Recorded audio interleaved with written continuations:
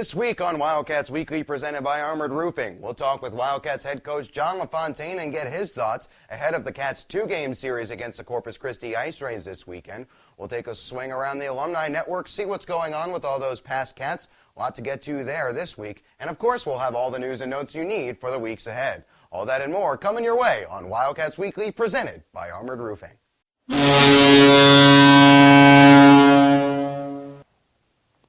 Wildcats Weekly, presented by Armored Roofing. Ben Horner with you, and joining me now, as always, is Wildcats head coach Coach LaFontaine. No games to recap from last weekend, as the Wildcats enjoyed a weekend off in the early stages of this 2014-15 campaign. Doesn't mean the boys weren't busy. If you saw them out at Zombie Crawl or at Ashley's Furniture Kids Fest on this past Sunday, we hope you had a good time with them. We know that they enjoyed a bit of a lighter weekend, as they'll get back to the action here this weekend, though, John. A tough road test against a team that's very difficult in their own building, the Corpus Christi Ice Rays, who are coming off a bit of a rough weekend in their own right against Amarillo. Yeah, Ben, they've been playing really good hockey. I think they probably want to forget about this last weekend, but especially at home. But they have a 90% penalty kill. Their power play is about 23%. And they don't let a lot of goals in. Their goals against is very strong. So I think if you take away this past weekend that they had, and Amarillo really obviously played well and took it to them, but they're a strong team, and especially strong at home. Very strong at home, not so much on the road. Corpus Christi, all 6 of their wins have come in contests where they were the home team, obviously. Now, that includes a couple of games up in Blaine at the league showcase, but they are very strong in the American Bank Center. And just to give you an idea of the kind of success they've enjoyed in their barn, they beat Topeka, and as the Wildcats can attest, beating this Topeka Roadrunners squad at home, on the road, wherever you're able to do it, is no easy feat. So that's one to watch out for. You mentioned, though, that they're not very, they haven't been scoring too many goals, John, but they're very good defensively, which makes this past weekend a bit of an aberration. They lose 5-4 in a shootout on Friday to Amarillo, and then they lose 6-3 the next night. But the real interesting piece of that Saturday contest is they were down 5-0 heading into the third period. Yeah, and I think when they've had success, Ben, they get the lead. They get the lead, or if they don't get it, they keep you at least to 1-goal lead. Their game is to get the lead, and then they just clamp down, and they don't give up a lot after that. So Amarillo, I think, was up 3-0 pretty early in that game, and then, like you said, 5-0. But so they got the lead, and Corpus, I don't think they're used to having to come back from that type of a deficit. So it was not their normal game plan, or the way things have worked out this year. They got down quickly in those games, and then all of a sudden it turned into a shootout, and they didn't have success. So we expect them to just really come out tough and not give us much offensively, really be strong. They pack it in, and they play good defense. They back check hard. They don't give you a lot of time and space. That 6-3 scoreline, a bit deceptive in that Saturday contest. 3 power play goals, all of them coming on a 5-minute major power play for the Ice Rays to open that third period. That's kind of what got them going and got them back into the game. So for the Wildcats, a team that has not taken too many penalties lately, it should be an interesting one here this weekend against an Ice Rays team that is very strong on the power play. You mentioned, though, John, how successful they are at playing with the lead. And indeed, they're 6-0-1 when scoring first, and they have not lost a game that they have held a lead in at the end of a period. Obviously, the first goal, we say this every week, the first goal is very important, but let's look at it from another angle. Hypothetically, let's say Corpus Christi scores the first goal. What do the Wildcats do to try and take them out of their game plan after that? Well, I guess the one thing about this team this year for us is we've had to come back a few times, especially early in the year, and then most recently against Odessa. So we're able to put pucks on net. We're able to establish a lot of net presence, and so when we've gotten down in games, this team knows how to raise it up a notch to at least get some more offense going, and without coming out of our game plan, and all of a sudden it's odd man rush after odd man rush. So, but the key, we don't want to get down on them. We want to come out strong. You want to play hard and play strong right from the drop of the puck, because if we can get an early lead on them, that's not where they're comfortable. That's not their strength. One of the Wildcats' strengths is the transition rush leading to offensive chances. We talked a couple weeks ago how it's going to be a bit harder to do that against Corpus Christi. Why is that? Well, like what we're talking about, they don't commit and put three guys below the goal line. They'll play strong. If they get the lead, they'll do that. But otherwise, they have three men back.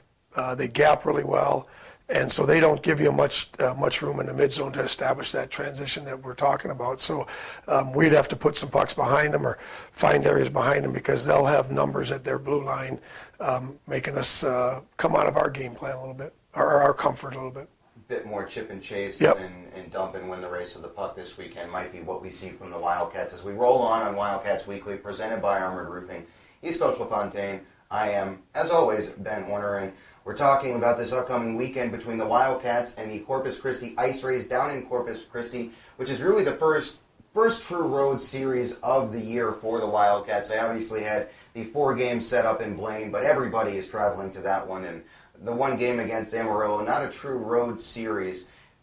Do you prepare your team any differently for a road series than you do a home series, John? Not really, Ben. I mean, you want them playing just as strong on the road. You know that they're going to come out a little bit stronger at their home barn and want to establish some physical presence. But our game plan doesn't change much going on the road. You know, the one thing we haven't had a lot this year is 2-game series. You know, we've had one here against Topeka, and then we had one here against Odessa. And other than that, it's been the showcase, one opponent, and Amarillo and Odessa for one apiece. So we haven't had a lot of back-to-backs, which, you know, it's not as easy. It's tough trying to go into an opposing opponent and take 2 wins from them. It's something the Wildcats thrived on last year, though. In fact, their 19-9-2 mark away from the KYC was really what helped them secure a spot in the North American Hockey League playoffs last year. Wound up being crucial down the stretch as they had their struggles at home, shall we say. Off to a better start at the KYC this year. Off to a better start in general this year. High-octane offense is clicking on all cylinders. 17 goals in their last 2 games, and we might see something a little bit different this weekend, as we were just talking about, though, John. Corpus Christi, very solid defensively. But the other thing to note about Corpus Christi is, despite the 3 goals in their game on Saturday and despite the 4 goals they scored on Friday, they're not a team that scores much. They're not a team that's going to put the puck in the back of the net very often. And, in fact, most of their offense is coming from Wes Michaud and Taylor Lomsas. How do you go about, in much the same way that Odessa has Rasmus Watson-Enbach, Kenny Hausinger, and Derek Brown, how do you go about neutralizing Corpus's top unit? Well, you know, Odessa, like you just said, and somewhat Topeka had a top line too, and for the most part, we try to match up a deep pair for sure. We haven't matched up front as much against them, but we'll assign a deep pair that's going to be their line to stop. And you know, the guys that have been doing it mostly have been Cam Knight and Matt Cook. But we're going to switch things around a little bit. We've got some depth at D, and we've got guys that are playing very strong at D, but it's a little tougher on the road. It's easier at home to get those matchups, so we're going to have a lot more road games coming up. So we're going to have a couple of D pairings that are going to have to be ready to stop that first line. Just for those of you who are a bit unaware of what Coach is alluding to, the home team gets to make the last change before a face-off, making it a lot easier to match up units when you're at home than when you're on the road. Yeah. Takes a little bit of coaching savvy and putting guys out late and taking them off real quick to get the matchups that you want. So that'll be one to watch for. John, now you had a bit of an interesting weekend this past weekend. The Wildcats were off, and this guy was off to Minnesota. Tell us a little bit about what you were up to last weekend, John. Well, it was obviously planned a while ago because we knew we had this weekend off, but my son, it was parents' weekend for my son, and he's a senior, so we got a chance to go up and watch a couple of his games at their home rink in Mankato, Minnesota.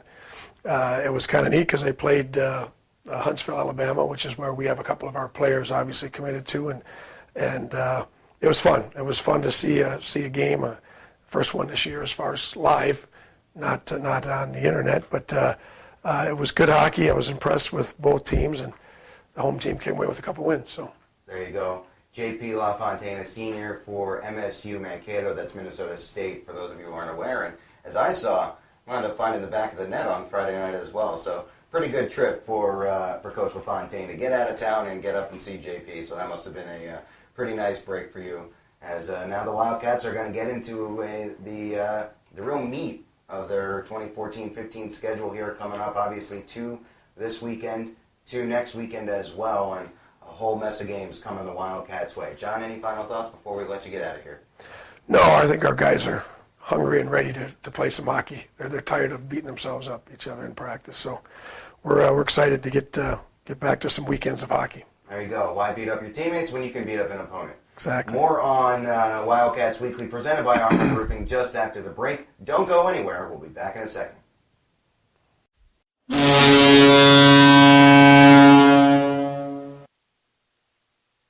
We're back on Wildcats Weekly, presented by Armored Roofing, as now we'll turn our attention to what's been going on with those past Wildcats who have gone on to bigger and better things in their hockey careers. We'll start off with the big one. Zach Trotman, a defenseman on the 2008-2009 squad, was recalled up to the NHL by the Boston Bruins, skated in a contest against the Toronto Maple Leafs, posted a couple of shots on goal, and a 4-1 win. Now, here's the big part for Mr. Trotman. Zdeno Chara is expected to be out anywhere from 4 to 6 weeks with a knee injury. That means that Trotman, who was kind of on the bubble at the end of camp, Trotman will likely have an impact or have an opportunity to make an impact at the NHL level and prove that he deserves to be up there more than just as an emergency fill-in on an injury basis. So very good news for Zach Trotman there. We'll certainly be keeping an eye on that one. Some firsts to alert you to from this past weekend. Tyler Ledford, a guy that you'll remember from the 2012-13 and 2013-14 teams, picked up his first career point for the Air Force Academy this weekend. He had an assist in the Falcons' overtime win over the RIT Tigers on Friday night, as he joined Ben Kuchera, who picked up his first assist a couple weeks ago for the Air Force Academy. Elsewhere, a couple of Wildcats alumni playing in their first career games. Sam Piazza, captain of last year's squad, skated in his first career contest for the Michigan Wolverines. That coming in a loss to the Boston University Terriers in Boston. Again, it's Arena, the site of that one on Commonwealth Ave. And it looked like Sam had gotten his career off to the best start possible. He went bar down from the blue line, only for the referee to wind up waving it off. So better luck next time, Big Sam, as we're sure it won't be too long before he finds the back of the net there. Another Wildcat alumni skating in his first career contest last weekend, Kyle Bauman, the leading scorer from last year's 13-14 roster. He skated in his first career contest for the Bemidji State Beavers out of northern Minnesota. They skated down to the Twin Cities there to take on the Minnesota Golden Gophers, and Bauman had himself a good game. Couple of shots on goal, had a couple of great looks from the slot, and set up a teammate for what should have been a goal, only for the teammate to wind up fluffing his chance. So, them's the breaks. Bal will have to wait for his points. Sam will have to wait for his as well. And one other note on Wildcats alumni, Chad Costello, a skater on the 2004-2005 Wildcat squad, the first Wildcat squad to compete in the North American Hockey League. He has recently signed with the Allen Americans in the Dallas Metroplex. They're playing in the ECHL this year, and Chad got his season off with a bang with a couple of assists in a win over the Wichita Thunder. That does it for our alumni tracker. We'll check in with those guys later on in the year, as well as other notable Wildcats alumni who have gone on to bigger and better things. Now it's time for the news and notes to get you before we step aside here on Wildcats Weekly, presented by Armored Roofing. First and foremost, we've mentioned it a couple of times. We'll mention it again. Military Appreciation Night is coming our way on Saturday, November the 8th. Now, Friday, November 7th, the Wildcats will wear their special edition, customized, limited edition military jerseys in that one, before they are raffled off on Saturday night after the contest against the Amarillo Bulls. Reminder, if you have valid military ID, being active or retired personnel, or if you are a family member, however you have valid military ID, show it at the K. Yeager Coliseum box office, and you'll get tickets for that night's contest free. Those tickets will be available beginning Monday, November 3rd. For group reservations of 15 or more, you can always give us a call in the Wildcats office, 940-716-5655. 5587. Also, give us a call if you need more information about any of the fun stuff we have going on for Military Appreciation Weekend. And one final note, on Saturday, November the 8th, we'll have special giveaways that are open only to active and retired military. And if you are a uniformed military member, if you come in uniform, you will receive 5 free raffle tickets to be used in the 2014 military jersey raffle after the game on Saturday night. Other notes to alert you to: the Wildcats are pleased to announce their Hockey Heals Hunger initiative. In conjunction with the Wichita Falls Area Food Bank, the Wildcats are going to be collecting non-perishable and canned food items throughout the month of November. Any home game in the month of November, we will be accepting donations, as I mentioned, non-perishable and canned food items. If you donate 3, you will be entered into a raffle to win some great Wildcats prizes, including a signed jersey, a family 4-pack of tickets, skate passes, and much more. And that will all culminate in Hockey Heals Hunger Night on Friday, November the 21st. Now, on that night, if you bring 5 canned goods or non-perishable food items, you will get into that contest absolutely free. Just bring a plastic bag or any other sort of bag with 5 non-perishable food items in it, turn it in at the table at the flagpoles before the game, and you will receive a voucher for a free, that is right, 100% free ticket to that night's contest. All you have to do is donate some food to some area families that are in need, and you'll get yourself a ticket to that game for free.